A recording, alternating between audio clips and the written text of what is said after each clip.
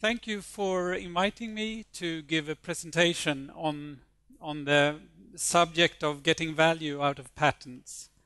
This is going to be a rather short presentation, and I'm going to highlight some of the needs where you connect your patents with business development. Can I get the next slide, please? This is just a short summary of my background. As most patent attorneys, I'm a scientist. I worked in industry for 10 years, and now I'm working as a consultant at Awapatent in Sweden. And I focused quite a lot on due diligence exercises from an IP perspective, both from the industry side and also from investors' side. Next slide, please. So, det är framåt, det är bakåt. Bra. Great. So, the question at stake here is if you can get value in your company based on patents. There are different ways of getting value and revenues from having your patents, and the typical way is that you have sales of a product, and where by having patents you can hinder others and third parties from doing the very same thing. Alternatively, you can make value and profit from your patents by collaboration. You can collaborate with another company in order to reach to the market where you can actually get the value, which is rather common in this sector of life science. You can also work with licenses. For instance, if you have a technology platform and you have patents around the platform, you can provide non-exclusive licenses and thereby making revenue.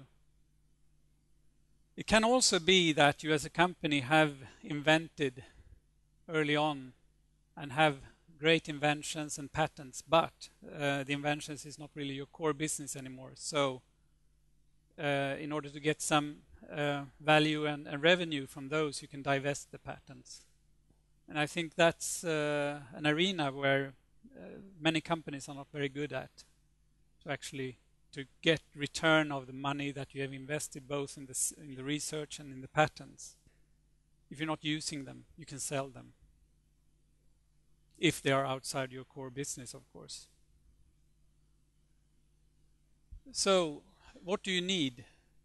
There's a bullet here that's not mentioned, and that is people, of course. You need good people in order to get value out of your patents.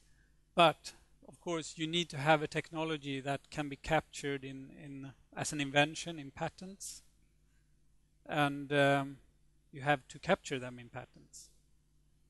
So you need IP, primarily patent estate, and the typical scenario for smaller life science companies has been that you try to get your protection in Europe, US and Japan, but this has shifted, and during the last 2-3 years that sort of minimum standard in order to get the value has increased to involve other countries, China for instance, and also India. And I'll get to that. We'll get back to this because the value of your patents will be evaluated at some stage, and that is one of the factors that a third party or an investor would look upon. What's your geographical spread of your patents? And I take this opportunity to remind you that this is what happens now. You can see that India and China are approaching the Western world and Europe in order to get collaboration, license or acquisition, and obviously they like to see that there is patent protection in their own countries. So what will it look like 10 years from now? What countries would be expected to be in your list of geographical spread? That's a difficult equation, and but I think I urge you to think not what the situation only is today, but what it will be 5, 10, 15 years from now. So maybe Indonesia is going to be one of the top countries that you would need to have your patent protection in. The balance, of course, is a matter of cost. For every country that you select, you will have to pay to run your application and to get it to grant. So you have inventions, you maybe have patents, but you need also business development. And that's, I think, that is my main point here today. I see several, especially Swedish companies, that don't have the facility of a business developer. But you do have IP, and you have patents, hopefully granted, some granted patents. You have patent applications. If you are going to face yourself towards a collaborator or an investor, your patent estate is going to be scrutinized. Typically in the due diligence process, where a nasty patent attorney comes in and look into your files. And you can prepare for this process, and I advise you to do that.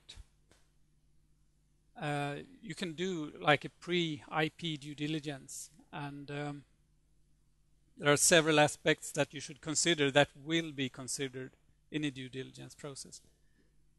Every process is different because it depends on what the investor or the collaborator is really looking for. What's their prospect? What's their wishes?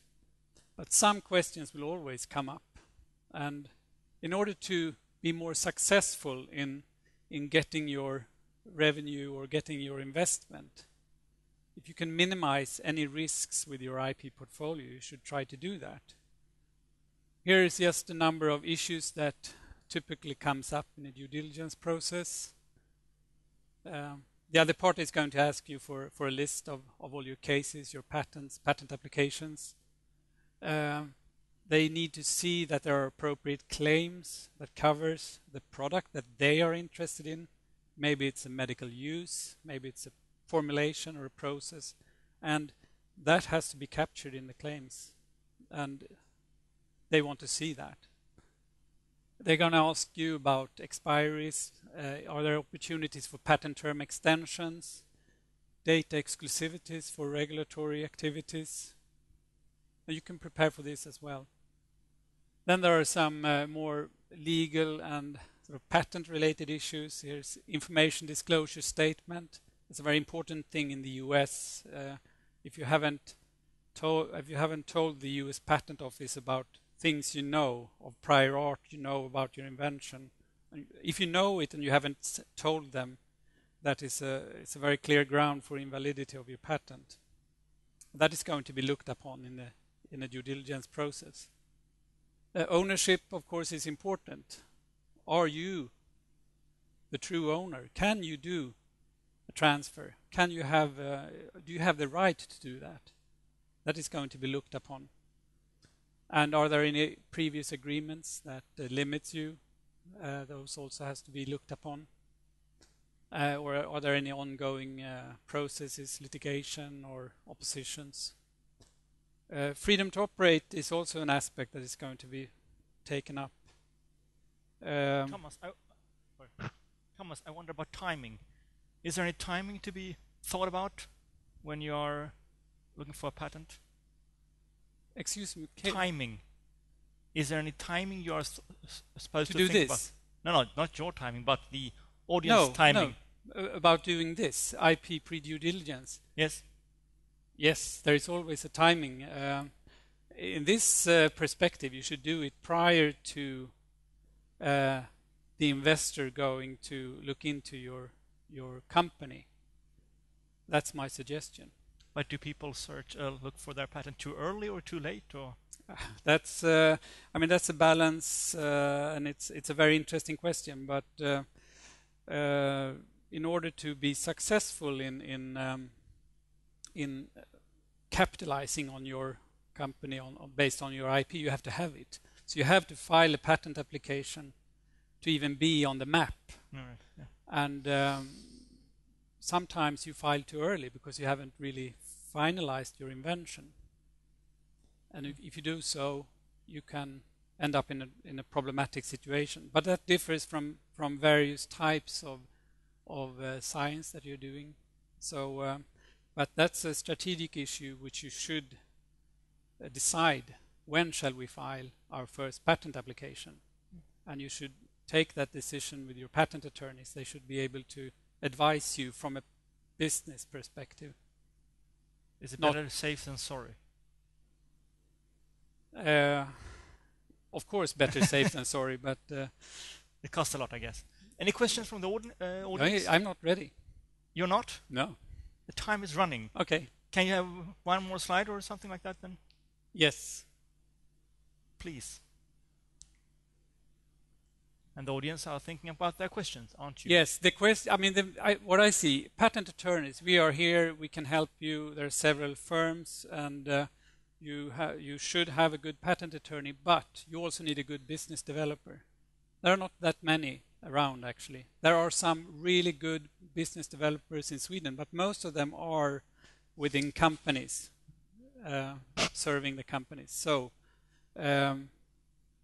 You here in the audience, if you are a business developer and looking for work, I mean, you should be able to do a lot, because I think you should team up with a business developer, because a business developer should have social skills, network, scientific knowledge. Doesn't have to be a patent attorney, but should have understanding of IP. So that's my recommendation for Swedish and Nordic countries. Liaise with a business developer at an early stage. Good. I'm going to have to end up there. I'm not going to talk about US patent law. That I was going to talk about it, but I don't have the time to do that. So I will leave this one open. Good. Any questions to Tomas? You already answered my questions. Yes. So I'm fine. Thank you very much for telling us a story about patent. I guess we'll come back to the question a lot. Thank you.